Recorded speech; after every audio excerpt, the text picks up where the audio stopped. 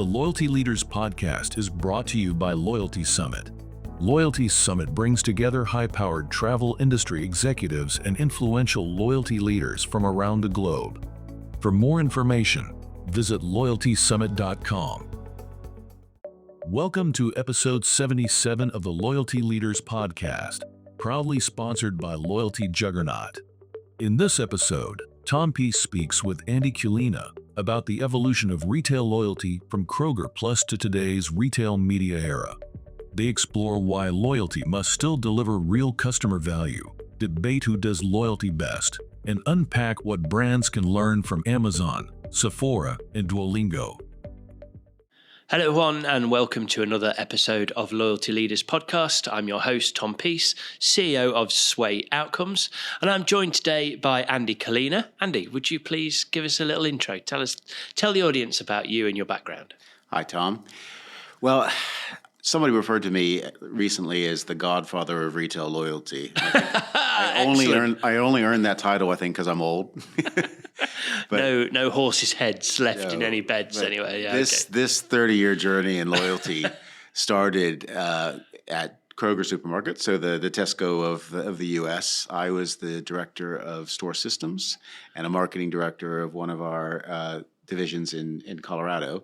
Came to me and said, "Hey, I want to start a loyalty program. Can you help?" And I said, "Sure, but what's a loyalty program?" Yeah, what is that then? Yeah, okay. And that's probably another famous loyalty leader you may have interviewed, David Chancho, who then he became famous for Kroger Plus and worked with dunnhumby for a while. I don't know the guy, but I am sure he has been interviewed on here at some point, probably several times. So that was the start. So we launched what's now the biggest supermarket loyalty program in the U.S., Kroger Plus.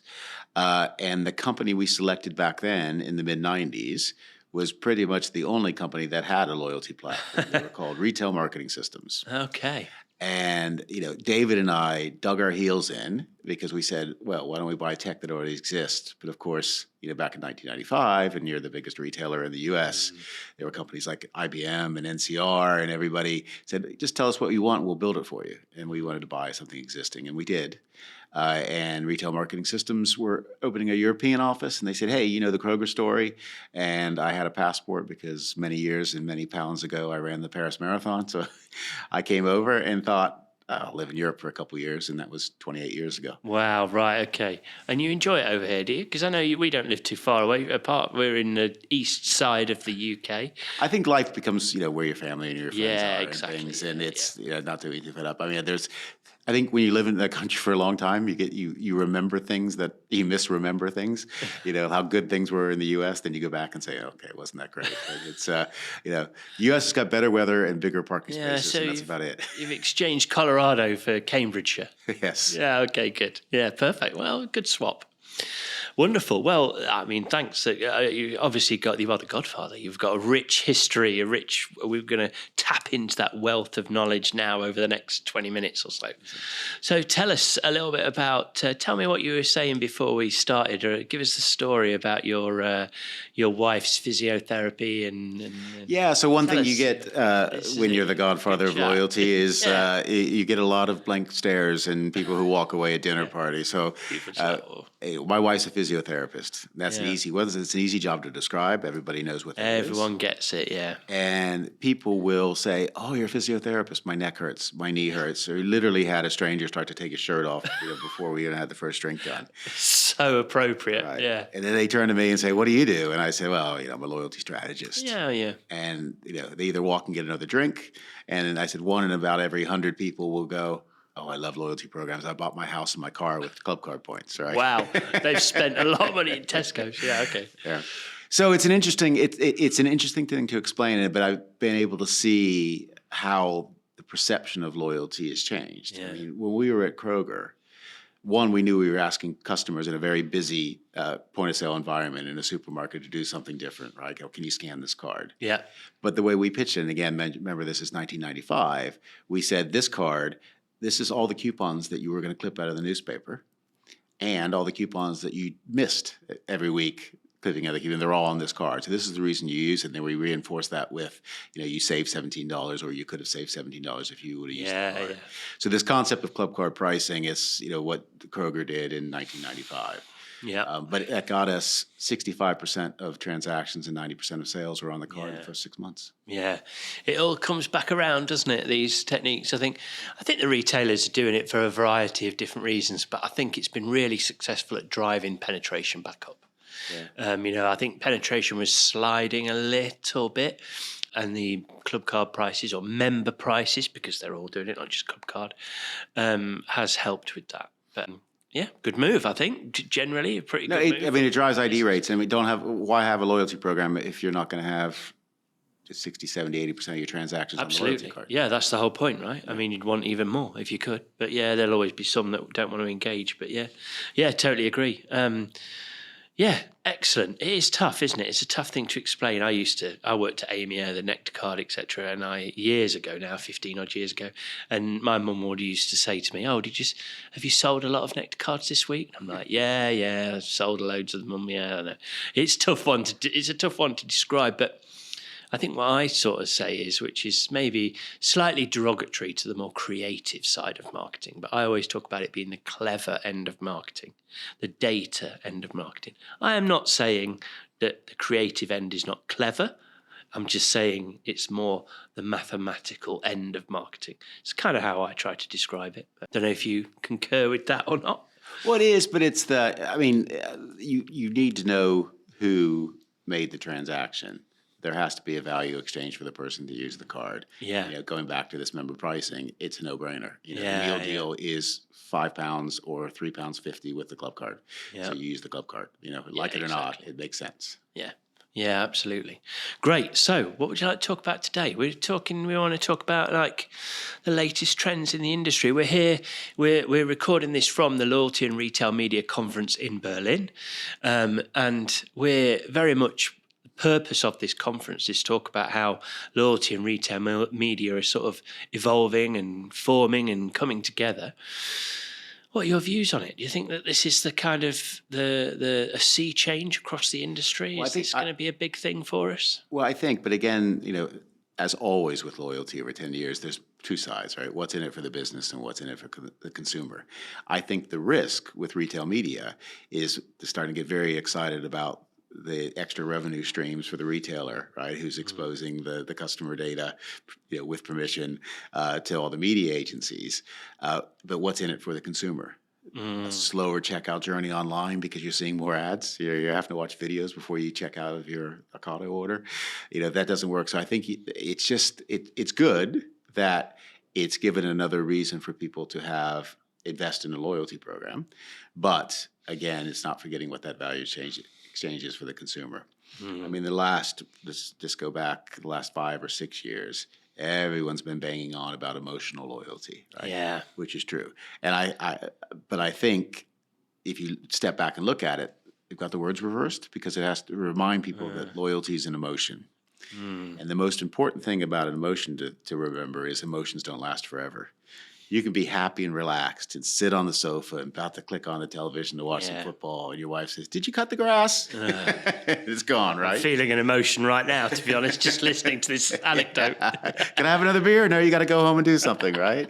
So it's remembering that emotions are fleeting, but you've got that moment when the emotion is positive, it's good.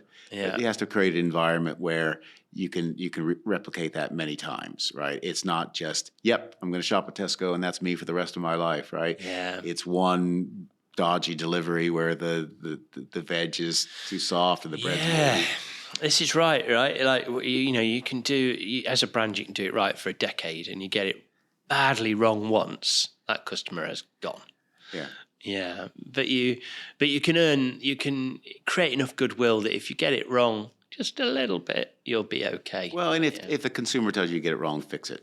Yeah, absolutely. Yeah. Listen to the customer. Exactly. Yeah. And some brands do that better than others, right? Yeah. Who do you think does it really well? This is a good question. The question for the Godfather. Who's the best? No, not who's the best, but... Yeah, people aren't going to like the answer, especially in retail, but it's Amazon. Amazon is... Oh, I'm not sure about this. Go on then. You pitch Amazon, and I'm going to tell you why you're wrong. All right. I need a funny shaped screw because one fell out of my chair at the house, right? Yeah. That used to mean a day of going to hardware stores with the other screw from that you took out of the chair and walking around to find the match, right? Now you do a Google search, you take a picture of the image, Amazon finds it, there's 5 people selling it, you buy the cheapest one, and you get it the next day. If it's the wrong screw or you just found the one that fell out of the chair, no hassle returns.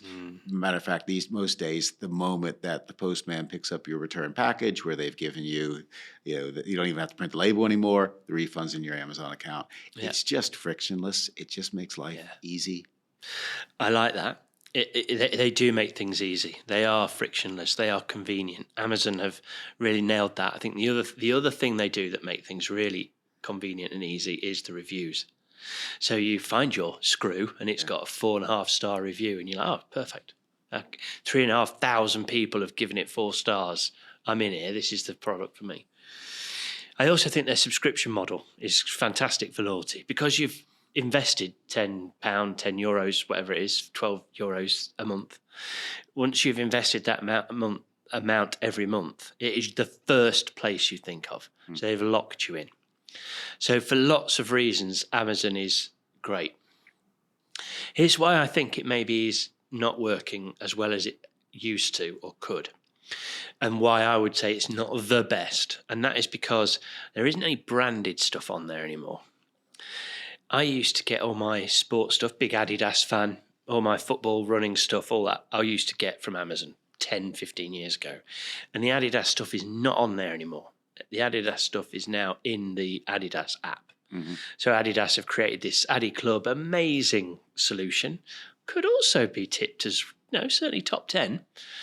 But that for me is why Amazon have lost a bit of appeal and a bit of loyalty, because it's okay if you're just looking for a random screw for your chair, as you say. It's okay if you're looking for a random gift for your nephew or something like that. But a lot of the brands have exited Amazon, I feel. My experience is, Nike, Adidas, Levi, some of the brands that I might buy do not seem to be on there anymore. Or if they are, it feels like it's clearance of old stuff. So, for that reason, I would say... Yeah, but part of that's a shopping experience too. People are going to Amazon to look for a T-shirt. You're going to Adidas to look for an Adidas shirt, right? Yeah. And that's the thing. If your brand is strong enough that you already know what brand you want, then you're probably going to go to the direct. But then again, you could go to Sports Direct and get the Adidas one probably cheaper than Adidas. Off their own site. That's the other question. that is absolutely true. Yeah, okay. Who else is really stand out? I think, we talked about emotional loyalty there. From an emotional connection, I would have to put Sephora up there. I think they're a really strong brand in terms of their ability to connect through the content and the personalized nature of the way they deliver that. I would say they're super strong as well.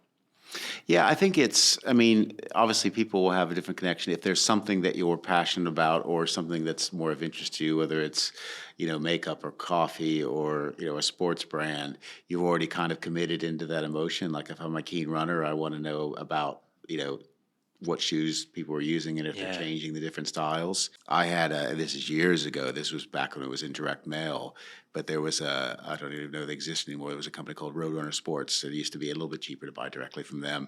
And they used to send a card every once or twice a year to say, hey, you bought the Saucony Grid Shadow 3. And as the shoe companies do, they've now come up with the Grid Shadow 4, which means it's, a different color and another $25.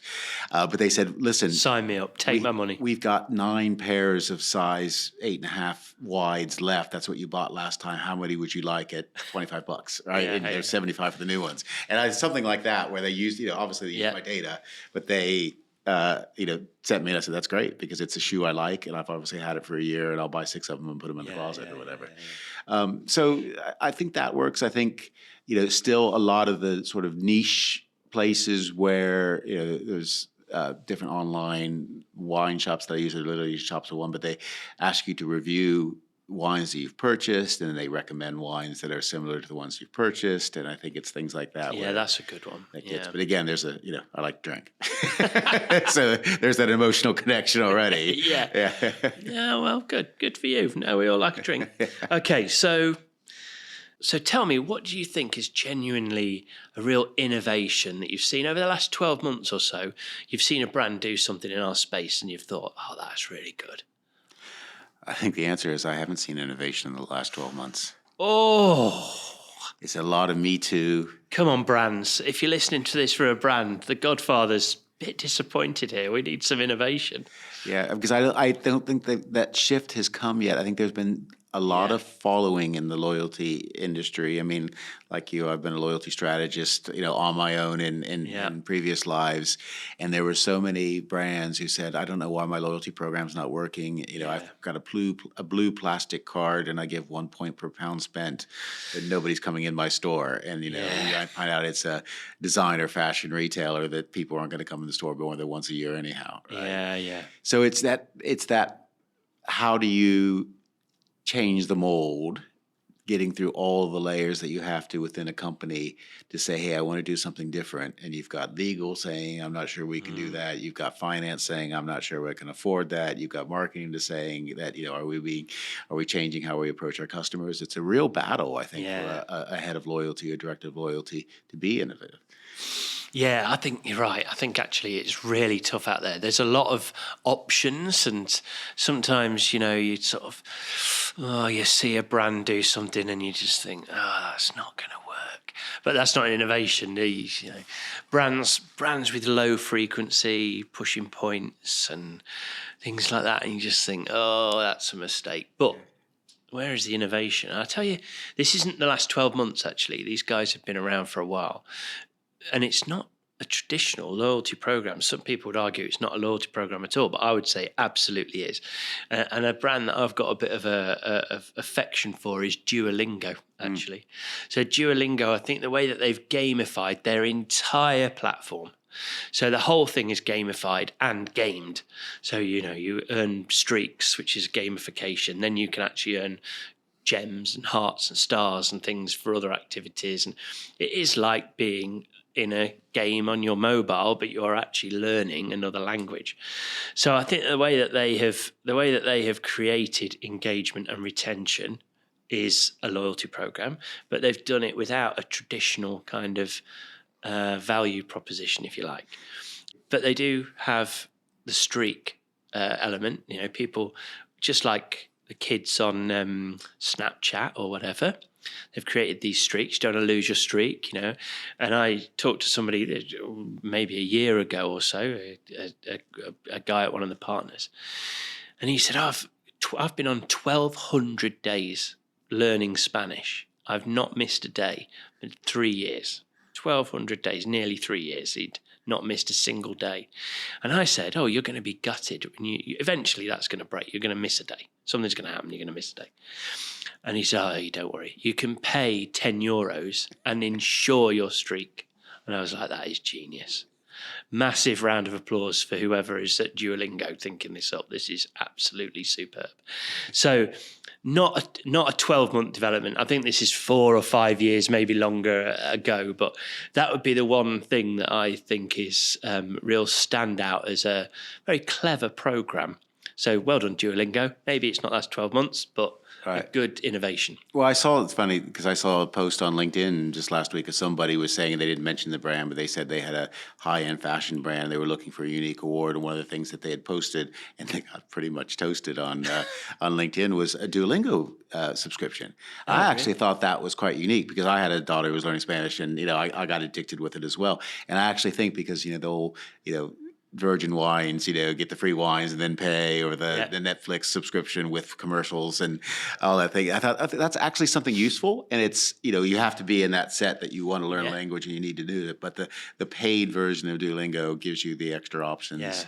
Yeah. You can do. I think you could learn more in a day with the paid subscription. So that's right. It's understanding. There is a free module to it, right? Yeah. But exactly. Yeah, it's clever.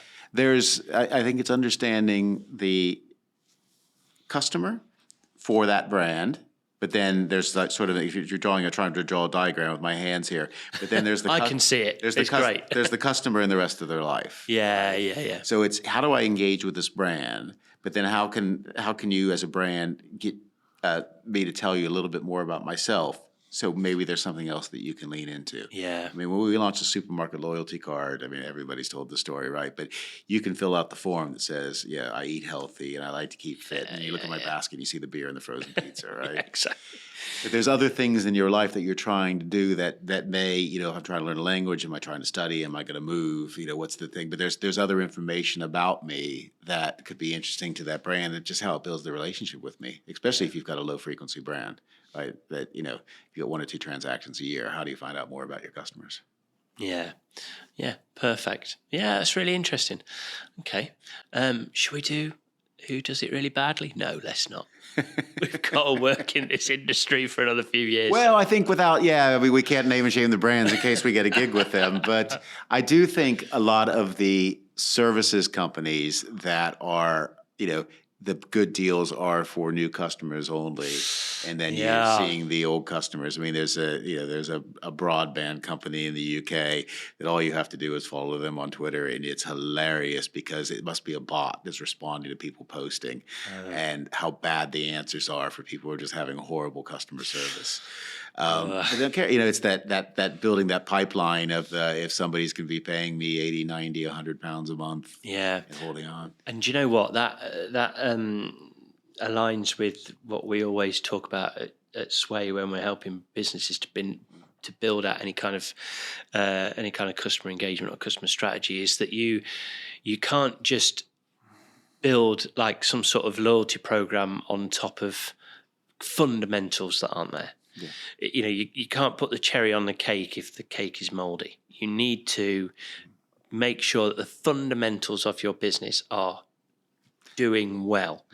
And to your point there, if your customer service is poor based on actually quite a poor product or service, then there's no point trying to put some sort of CRM or loyalty or customer engagement strategy or building emotional loyalty on that is not going to work. So our advice is make sure your fundamentals are absolutely right. Nobody gets it 100% right, but make sure that you've got the fundamentals of your business, the building blocks of your business are solid, and then you can start thinking about emotional connection and loyalty programs and all those sorts of things, right? Yeah, I mean, here's the catchphrase for bad loyalty: that handcuffs is not a loyalty program, right? So a 3-year contract that you have to pay to get out of is not a loyalty program. Yeah. And again, that same media company that we were talking about before, my father-in-law no longer used the television portion of his contract.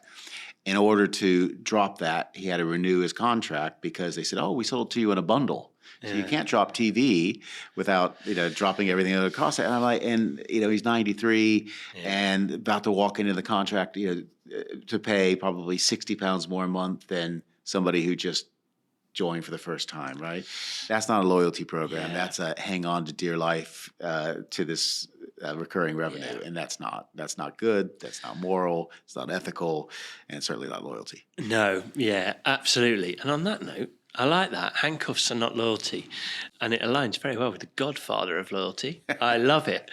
I think we'll call it a day there. But that has been really fascinating. I think we've talked about some really interesting topics there. I hope that everyone that's been listening has enjoyed it too. So, Andy, thank you very much for participating today. It's been a pleasure to have you. Thank you, Tom. Great to see you. Thank you. And to everyone that's listened, thank you. Hope you enjoyed it. We will see you again soon. Thanks for joining us on the Loyalty Leaders Podcast, proudly sponsored by Loyalty Juggernaut. For more information on Loyalty Summit, visit loyaltysummit.com.